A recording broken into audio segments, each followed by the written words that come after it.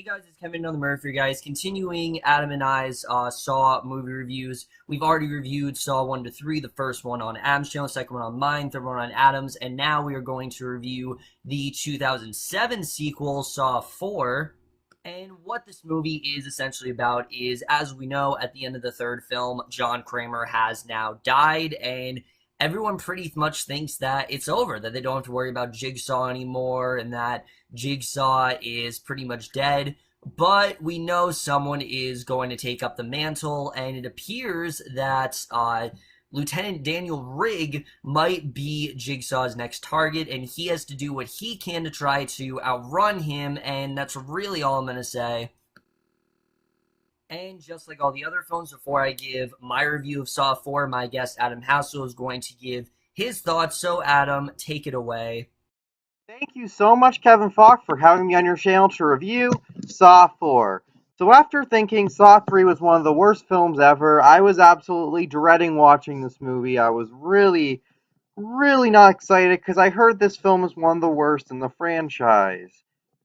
Now, when it got to the first scene, I was like, oh shit, I'm in trouble. But after that first scene, I surprisingly didn't hate myself while watching this one. I definitely don't think it's one of the worst in the franchise. Now, is this a good film? Not even close. It's definitely not a good movie, but what I liked about this one more than the other ones, like 2 and 3, was that it definitely had a lot less torture in it, and when there was torture, they didn't go too overboard with it. I thought they cut away. The most graphic scene was the first scene in the movie, which the opening of this movie was absolutely terrible. Uh, but after that, I honestly thought this film wasn't too awful. I liked how it actually focused a little more on a story, which is what I liked about the first movie. Even though the story here wasn't necessarily good, I'll take that over the torture porn stuff. I'll take just a boring story over the torture porn stuff. And I'm glad they at least tried to give it some kind of a story this time around. The detective stuff kind of did remind me of the first movie. And well, like I said, it wasn't as uh, interesting as the first movie. Nowhere as interesting. Like I said, I'll take that over just nonstop torture, and it wasn't too hard to follow like the third movie. The third movie was wicked hard to follow when they did have the little bit of plot they had in that movie, but it wasn't too hard to follow here, which I liked about it when there was when the story was going on. I did appreciate them for giving it a story. That's one thing I appreciate. 'Cause I like these movies being more of a story, and even though the stories and characters weren't as strong as the first movie, I still really respect them because I'll take that over the torture porn stuff. Um, so yeah. The acting here is way better than the acting in 2 and 3. I thought the performances here weren't too bad. Tobin Bell, his scenes are flashbacks here, and I thought he honestly was a little better than he was in Saw 3 here. He seemed a little more into it. The cinematography isn't that good. It's pretty bad, actually. Just like the sequels, the other sequels, cinematography here is pretty bad. And this is overall a very bland film. It's bland as hell. I didn't hate myself, though. There were moments I definitely did hate. There's just not really a lot to say about it. I watched it and I just pretty much forgot about it. But I'll take it over the pure torture porn that is the other films, like Saw 3 and even Saw 2. I'll take it over those. And I will give it, I respect it for having some kind of a story, even though it wasn't the most interesting story. I do prefer these having stories over torture porn. So yeah, Saw 4 is going to get a 2 out of 5 or a C minus. It is okay. I pretty much forgot about it. It's nothing really special at all. It's really forgettable. It's a bland movie, but I can respect them for not going completely torture with it. Anyway, Kevin, back to you, man. Thank you, Adam. And now, guys, I'm going to give my thoughts on Saw 4. So, needless to say, after the excessive torture fest that was Saw 3, which was just such a unappealing, disgusting, just really unfocused sequel, I really was not looking forward to continuing this franchise.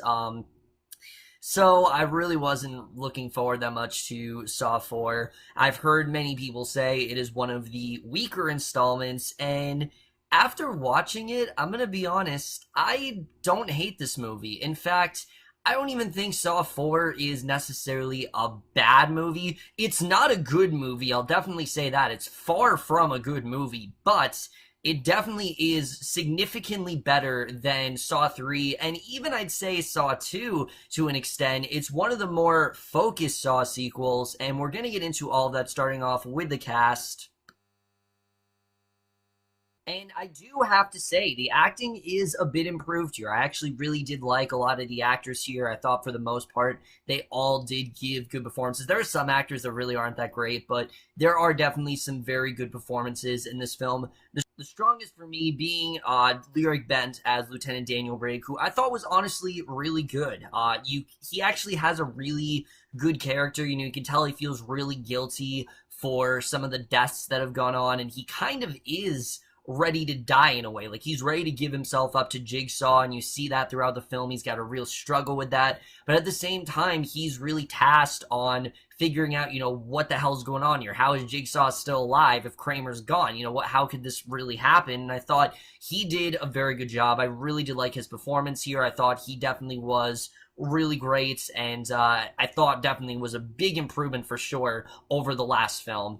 Now, as good as the rest of the cast is, I can't really say a ton about them because they don't really have much of their characters. I'll get into that when I get to the screenplay and such, but I thought everyone else actually did a really good job. Scott Patterson, Costas, Mandylor, I thought they all were pretty good. Betsy Russell, I didn't really like that much as Jill Tuck. I thought she was very wooden and flat, and she didn't really offer much to the role.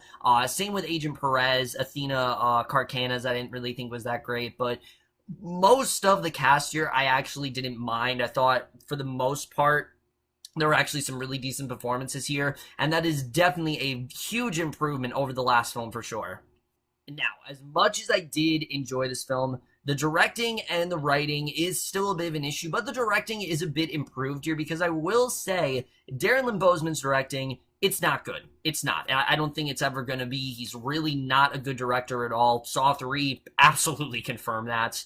But this film is a little bit more focused than some of the other Saw films have been, and that's something I definitely will give it. This film, it's not a horror film. It's really not. Yes, it does have its creepy scenes here and there, but this is more of kind of what I wanted Saw 2 to be, which is an investigation film. It's more getting into, you know, who Jigsaw really was, getting into why he did all this stuff, and I thought that was definitely interesting to see. They decided to focus on the investigation stuff, and I don't know if they were told to tone down the last film because it was just too much, but they really toned down a lot of stuff here, and that's something I definitely was very impressed with. I thought the story in general really wasn't all that interesting, though. I definitely will say that because as much as I am happy we're getting an interrogation film, we already got that investigation type film in Saw 2, so it does feel a bit redundant here.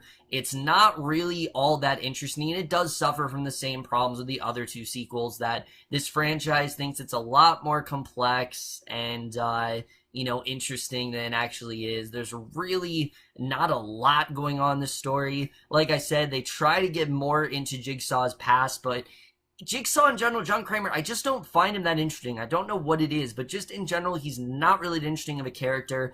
I understand that he wants to go over people that he thinks are morally bad and people that have wronged him. I totally understand that, and people who have committed a lot of sins. I think that definitely is really good, but there isn't really much else to him than that. You know, he had cancer, and that's really all there was to it, and I didn't really feel like he had much of a character besides that in this film. And as much as I did like some of the other FBI agents, they really aren't all that interesting either. I really didn't feel like there was much to their characters. They're just kind of there. They're not really doing much in the story. And I definitely did feel, you know, a lack of interest in something. Like, I thought some of the characters were interesting. Like, I thought the performances were good. They weren't unbearable. Like, these are characters you can get behind.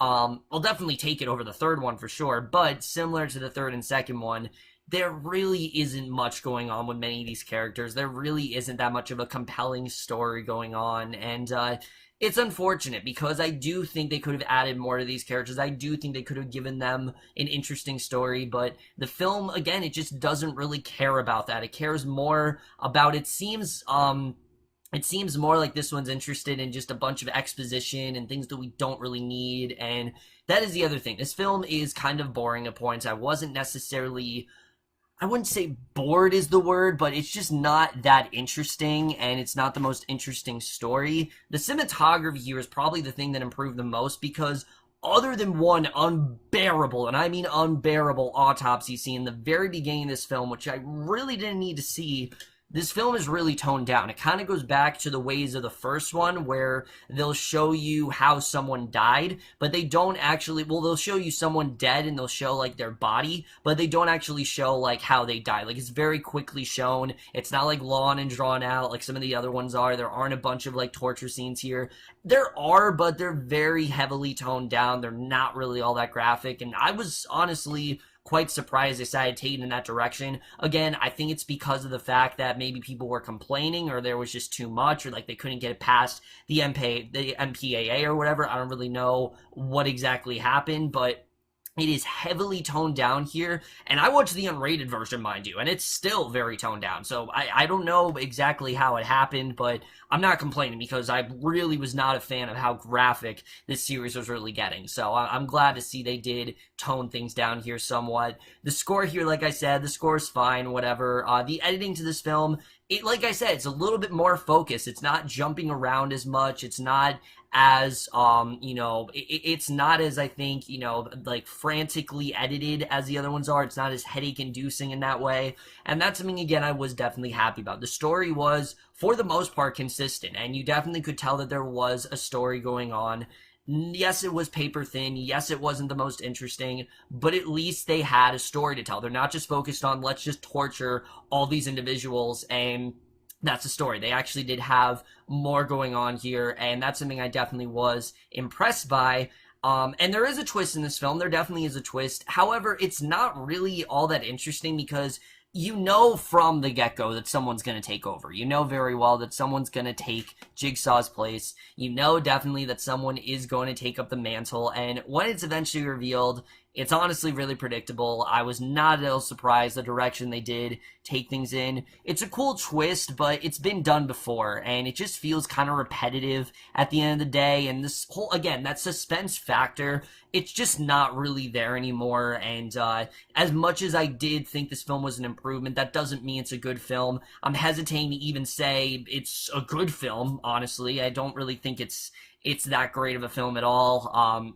There really isn't much to talk about. As you guys can see, I don't really have a ton to say about this one.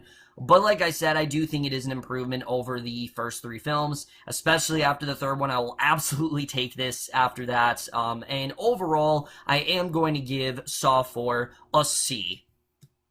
Like I said, it is a little bit more toned down, and yes, there is less kills and things like that. So if you guys are looking for the traps, you might be disappointed in this one, but if you're looking for a story, then you might actually like this one a little bit more. Like, I personally do. I actually want a story here. I don't just want a bunch of mindless traps. I understand that there are people who do want that. It's just not really my cup of tea. But other than that, guys, that's it for our our review of Saw 4. Let us know what you guys thought of this movie overall. Left your thoughts, and look forward to Saw 5, which will be over on Adam's channel. And that's it for this video. Hope you guys enjoy. I'll see you guys in my next video, and I will see you guys for that. Okay, bye.